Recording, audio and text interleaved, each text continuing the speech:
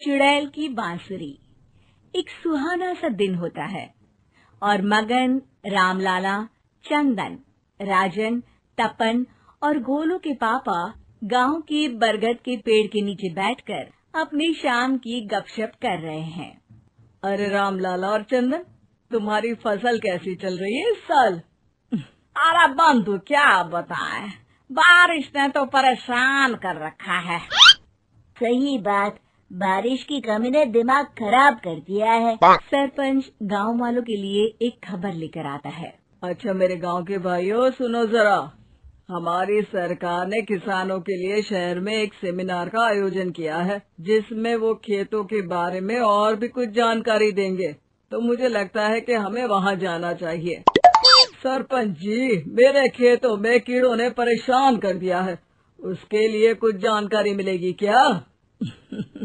बिल्कुल, तुम्हारे खेतों के बारे में तुम्हें सारी जानकारी देंगे वो लोग। तुम तीनों को जाना चाहिए, बहुत फायदा होगा तुम्हें उससे। ये कहकर सरपंच वहाँ से चला जाता है और तीनों सोचते हैं कि वो शाम के वक्त मैदान पर मिलेंगे और वहीं से रवाना हो जाएंगे। तीनों दोस्त मैदान पर मिलते हैं और जैसे ही निकलना शुरू करते हैं तभी एक बांसुरी की आवाज सुनकर वो भी उसी ओर सम्मोहित स्थिति में चलना शुरू कर देते हैं।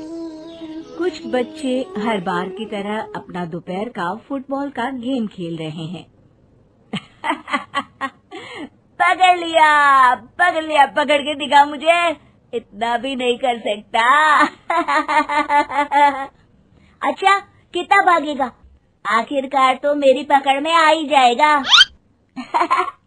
हाँ, तुझे पता नहीं तपन, राजन कितनी तेज दौड़ लगा सकता है।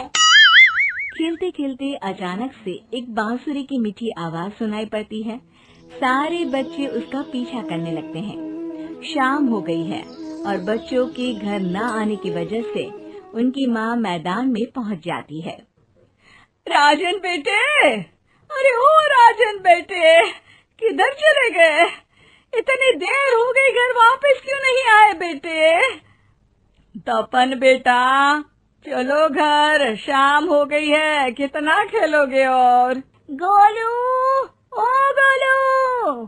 तीनों की माँ एक दूसरे को देखने लगती है और उन्हें एहसास होता है कि उन तीनों के बेटे घर आए ही नहीं। अरे राजन और गोलू की मम्मी, आप इधर? राजन और गोलू घर नहीं आए क्या अभी तक? नहीं तो दोपहर में राजन मुझे बताकर गया था कि वो तपन और गोलू के साथ खेलने जा रहा है। मैंने सुना है कि गांव में एक चुड़ैल घूम रही है, कहीं वही तो नहीं ले गई ना हमारे बच्चों को? ऐसा कुछ नहीं हुआ होगा, हम तीनों अलग अलग जगह ढूंढते हैं, इधर ही खेल रहे होंगे तीनों बच्चे।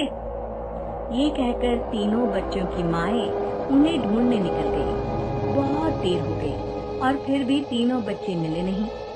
तीनों की माएं मैदान पर फिर से मिलती हैं।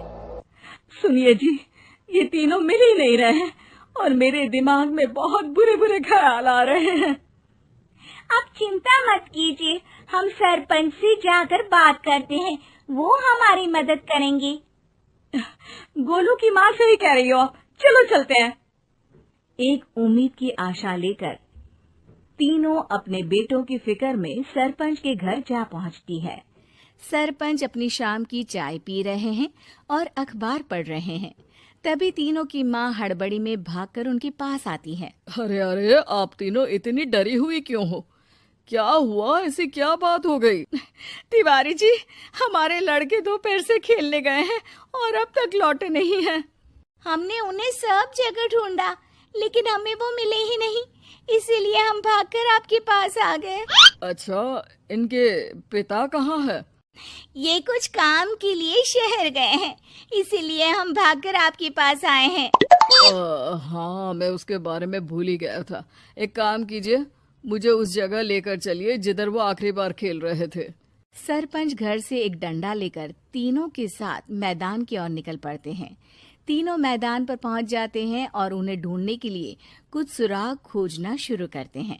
आपको कोई ऐसी जगह पता है जहाँ ये तीनों साथ में मिलते हैं?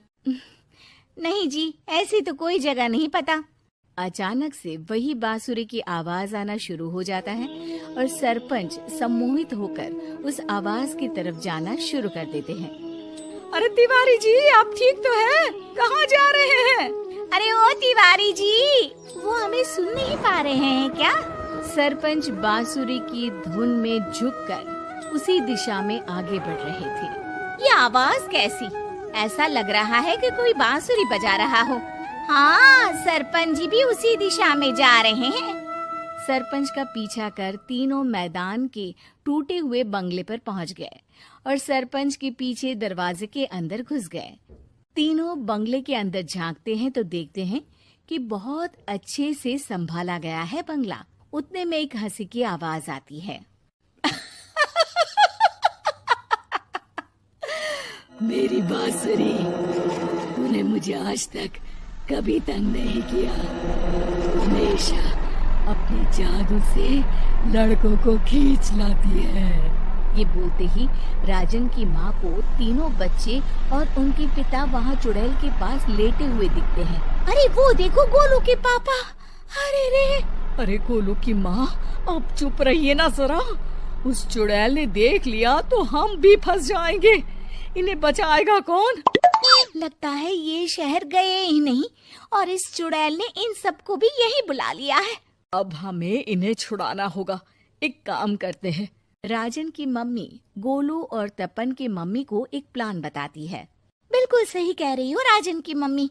चलो आज इस चुड़ैल को मजा चखाते हैं। तीनों माएं अपने छुपने की जगह से बाहर निकलती हैं और एक्टिंग करना शुरू कर देती है। ये तो बढ़िया है।